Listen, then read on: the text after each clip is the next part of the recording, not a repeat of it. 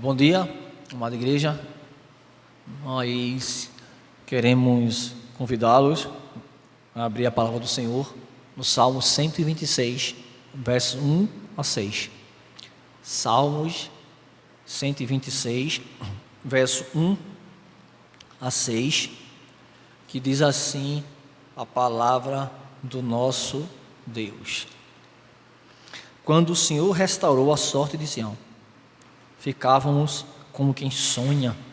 Então a nossa boca se encheu de riso e a nossa língua de júbilo.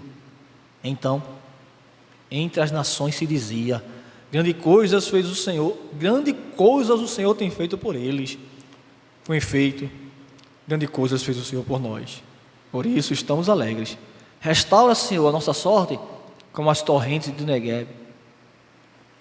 E com as lágrimas semeiam, os que com lágrimas semeiam com júbilo ceifarão. Quem sai andando e chorando, enquanto semeia, voltará com júbilo, trazendo seus feixes. Vamos orar. Pai bendito, Pai de infinita misericórdia, mais uma vez queremos rogar o Teu santo nome, Senhor. Que isso possa ser constante em nossas vidas, nossas orações ao Teu santo nome, porque Tu és santo, poderoso. Que o Senhor perdoe nossos pecados, que o Senhor nos abençoe em Cristo Jesus. Que possamos falar, dizer, como salmista, desvenda nossos olhos para contemplarmos a beleza da Tua lei. Nos ajuda nesta exposição para alimentar o Teu povo aqui na Igreja Presbiteriana do Engenho do Meio, e aqueles que certamente conduzido pela Tua providência irão acessar nosso canal do YouTube e ouvir essa mensagem. Que ela seja para a glória do Teu santo nome. É isso que nós Te pedimos nesta manhã, em nome de Cristo Jesus. Amém. Queria começar contando uma história que é narrada por uma estudiosa chamada Eleni Vassão. O título é um capítulo de um livro. O capítulo é O Segredo de Aprender a Viver Contente em Qualquer Situação. Está lá no livro Corandel, da editora Monegismo, que é uma homenagem ao pastor Vadislau Gomes. Diz assim: o Senhor, ela vai apresentar que ela trabalha no hospital e foi conversar com alguém que estava muito doente. E ela diz: o senhor José estava sofrendo de um tipo de leucemia muito grave, internado havia meses no hospital. Sua linda família sempre estava com ele, reagindo com fé a cada nova notícia sobre seu tratamento. Nesse dia, sentada ao lado do leito, depois de meditarmos sobre um texto da Bíblia, perguntei ao paciente e à sua esposa se poderia orar por eles. Como sempre, pedi que me dissessem por qual motivo gostaria que orasse. Esperei que me respondessem, como muitos outros enfermos, pela cura. Mas o que ouvi deles foi bem diferente. E disse o seu José: ore para que o Senhor abra os nossos olhos, para que possamos ver e aprender tudo o que Ele tem para nos falar em meio à adversidade. E diz ela: que lição para nós. Precisamos aprender que a verdadeira felicidade não provém das circunstâncias temporais e materiais, mas da realidade eternas e espirituais. E esse é o tema central do Salmo 126. Logo no início, quero que você entenda 3 detalhes importantes. Tendo dito isso, deixa eu fazer aqui um adendo, né?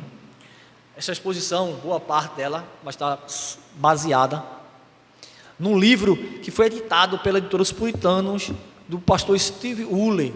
É sobre Salmos. Então, muito do que está aqui são ideias, são coisas que me apropriei deste pastor. Bom, então, No Salmo 126, logo do início, nós queremos que você aprenda 3 detalhes importantes. Primeiro, que há 2 divisões, né, nesse salmo, dos salmos 1 ao 3 e do 4 ao 6. O segundo ponto, que a palavra sorte aqui usada no Salmo 126, logo no verso 1, não é sinônimo de riqueza ou tesouro, nem é sinônimo de boa sorte, como biscoito da sorte. A palavra aqui refere-se ao favor de Deus. Na Almeida Corrigida Fiel, diz assim esse Salmo 126: quando o Senhor trouxe do cativeiro os que voltaram a Sião, referindo-se à restauração dos cativos. Isso nos mostra que a sorte mencionada é a restauração ou a libertação.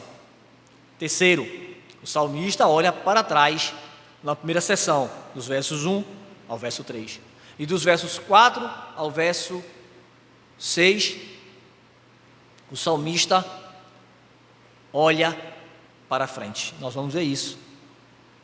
Então, eu queria anunciar nesta manhã o Evangelho do nosso Senhor Jesus Cristo com o seguinte tema: a alegria eterna. E nós vamos ver 2 pontos. O primeiro é a gratidão pela restauração, está dos versos 1 ao verso 3. E o segundo é a antecipação da restauração futura, dos versos 4 ao verso 6. Quando o Senhor restaurou a sorte de Sião, verso 1, parte A. De que o salmista está falando? Alguns vão dizer que não é possível determinar o momento exato destas palavras. Porém, fico com a posição de Calvino, que diz o seguinte, vai dizer Calvino: é ilógico e forçado presumir, como fazem alguns expositores, que esta é uma predição de algo que está por acontecer. De minha parte, diz Calvino, não tenho dúvida de que este salmo foi composto durante o regresso do povo hebreu do cativeiro babilônico. Interessante é que a fórmula um sonho, na maioria das vezes em que aparece, se refere ao cativeiro babilônico. Está lá em Jeremias 29:14, que diz: sereis achado de vós, diz o Senhor, e farei mudar a vossa sorte, congregar-vos-eis de todas as nações, de todos os lugares. Outro texto que apoia a ideia de que o Salmo 126 refere-se a esse retorno é Lamentações 2:14, diz: os teus profetas te anunciaram visões falsas e absurdas, e não manifestaram a tua maldade, para restaurarem a tua sorte. Então, o verso 1 inspirou grande admiração. Quando o Senhor restaurou a sorte de Sião, ficamos como quem sonha. Veja que admiração. Algumas pessoas pensam que estão sonhando quando compram um carro de luxo ou uma casa de campo, quando passam férias em um lugar exótico, ou alcançam alguma liberdade financeira. Em decorrência disso, o sonho de muitos cristãos tornou-se sinônimo de materialismo. Penso que o cristianismo vivido por muitos cristãos hoje é pior do que o período que nos antecedeu, aquele que ali antecedeu a reforma e perpassa a reforma. Vejamos, o objetivo das indulgências estava relacionado com o perdão dos pecados, algo espiritual, para livrar as almas do purgatório, embora usasse algo material, mas se referia a algo espiritual. Hoje é muito pior, pois estamos barganhando, alguns estão barganhando aspectos materiais para bênçãos materiais. Na reforma, a luta foi a indulgências, coisas materiais para alcançar as coisas espirituais. Hoje é muito pior. Parece que são coisas materiais, dinheiro, ofertas, para alcançar bênçãos materiais. Mas o que o salmista tem em mente não é a prosperidade material. Quando diz que eles ficaram como quem sonha, ele quer dizer que viram a libertação de Deus como algo bom demais para ser verdade. Era algo surpreendentemente assombroso. E o verso 2 vai dizer: provocou grande alegria. Diz lá, então, a ideia, melhor dizendo, do verso 2 é que provocou grande alegria. Então nossa boca se encheu de riso e a nossa língua de júbilo. Então, entre as nações se dizia: grandes coisas o Senhor tem feito por eles. A mudança drástica da sorte deste povo foi como mudar das trevas para a luz, da vida para a morte. Foi uma celebração do tipo da vontade de gritar, bater palmas, de tanta alegria. A verdadeira alegria, amada igreja, não consiste em viver sem problemas ou estar tudo bem. A verdadeira alegria consiste em ser liberto, em ser restaurado e reconciliado com o nosso Deus. Ainda no verso 2 e o verso 3 vai trazer a ideia de glorificar a Deus, diz o texto. Então, entre todas as nações se dizia: grandes coisas fez o Senhor. Ele tem feito por eles. Com efeito, grandes coisas fez o Senhor por nós. Por isso estamos alegres. Quando veem o que está acontecendo, as nações reconhecem que Deus operou poderosamente, mudando a condição do seu povo de Israel. Mas além do assunto de apenas tratar como uma notícia, irmãos, isso traz notoriedade ao nome de Deus. O nome de Deus torna-se conhecido, porque o seu povo está jubiloso por aquilo que ele fez. Podemos dizer, irmãos, que são apenas espectadores essas nações do que está acontecendo aqui, ao passo que o povo de Deus participa dos acontecimentos. Ao mesmo tempo, o povo de Deus declara: grandes coisas fez o Senhor por nós. A participação do povo se dá em reconhecer as misericórdias do Senhor. Então, enquanto as nações são apenas espectadores, nós somos participantes daquilo que Deus tem feito ao seu povo. E o que faz que essas coisas sejam grandes? Eram manifestações miraculosas e maravilhosas do seu poder, manifestações inesperadas e merecidas da sua graça, manifestações inescrutáveis daquilo que Deus tem feito no meio do seu povo. Então, nós acabamos de ver o primeiro ensinamento, que foi a gratidão pela restauração. O povo estava jubiloso por aquilo que Deus tem feito, em trazer o povo que estava lá, cativo, na Babilônia. Mas aqui, irmãos, eu queria trazer algo para nós. Vejam, o povo estava cativo. Eles perderam basicamente duas coisas. Lógico que a terra foi devastada, era aquilo que Israel tinha como importante, o rei e o templo. Mas eu queria fazer um link do que aconteceu aqui e do que está acontecendo hoje. Vejam, o Salmo está, esses versos 1 ao 3, mostrando a alegria do povo em Deus os libertar. Então, duas coisas aconteceram quando Israel estava na Babilônia. Primeiro, eles perderam a sua liberdade. A sua liberdade foi limitada. Segundo, eles perderam o local de adoração. Irmãos, isso nos traz algo bem próximo para a nossa realidade. Primeiro, me parece que nós também estamos ou temos perdido a nossa liberdade. A recomendação é que fiquemos em casa de quarentena. Nós já não somos tão livres para sair, para ir para o shopping, não tem mais cinema. Então, parece que a nossa liberdade foi um pouquinho limitada. Segunda, nós perdemos nosso local de adoração. Deus castigou Israel. Será que o Senhor, irmãos, isso tem me chamado a atenção, não está castigando o seu povo também, irmãos? Nos privando do culto, no local de adoração. Me causa estranheza, irmãos, estar aqui neste dia. Está tão somente eu e nosso irmão Anael aqui.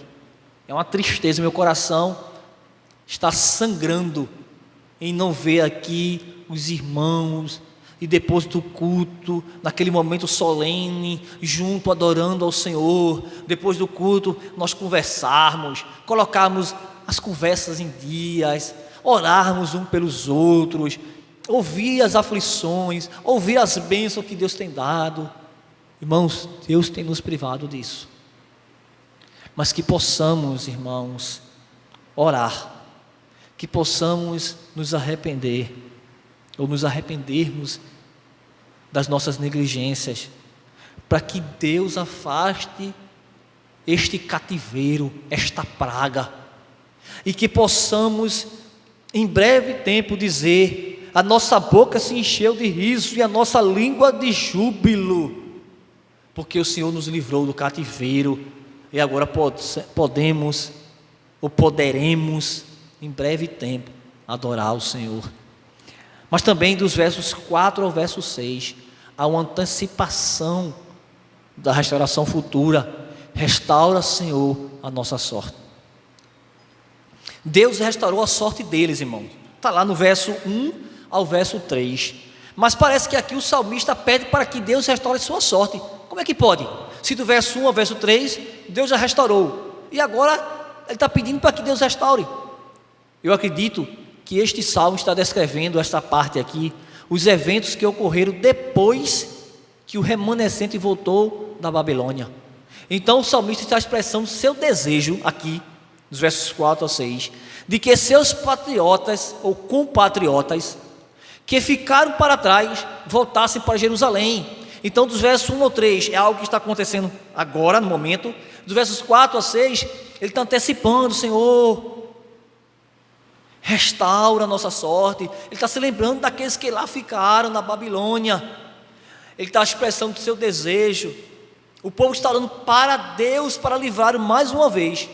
E o salmista aqui usa duas figuras para descrever essa expectativa. É a figura da geografia. Restaura o Senhor nossa sorte como as torrentes do Neguebe. O Neguebe se encontrava na parte sul de Israel, irmãos. E quando vinha os temporais, boa parte daqueles que os estudiosos chamam de uades, que eram riachos ou rios sazonais, ficavam completamente secos. O salmista quer que Deus envie chuvas que transbordem esses locais chamados uades e ensope a terra. A oração, portanto, é por todos os exilados, para que o seu retorno seja semelhante às inundações da temporada das chuvas. Inundações estas que transformavam o deserto em derredor em um lugar de relva e flores da noite para o dia. Calvino nos diz: embora seja difícil o remanescente disperso ser novamente congregado em um só corpo, Deus pode fazer isso se quiser, assim como pode fazer que rios de água emanem de um deserto ressequido. É Deus que salva e junta seu povo e o leva de volta à terra prometida. E isto terá seu grande cumprimento no novo céu e na nova terra, diante do Cordeiro de Deus, onde Cristo juntará todo o seu povo na terra prometida. Está lá em Apocalipse, capítulo 7, verso 9 a 10. A segunda figura que o salmista vai usar é da semeadura com lágrimas até a colheita. Está no verso 5 ao verso 6. Os que com lágrimas semeiam, com júbilo ceifarão.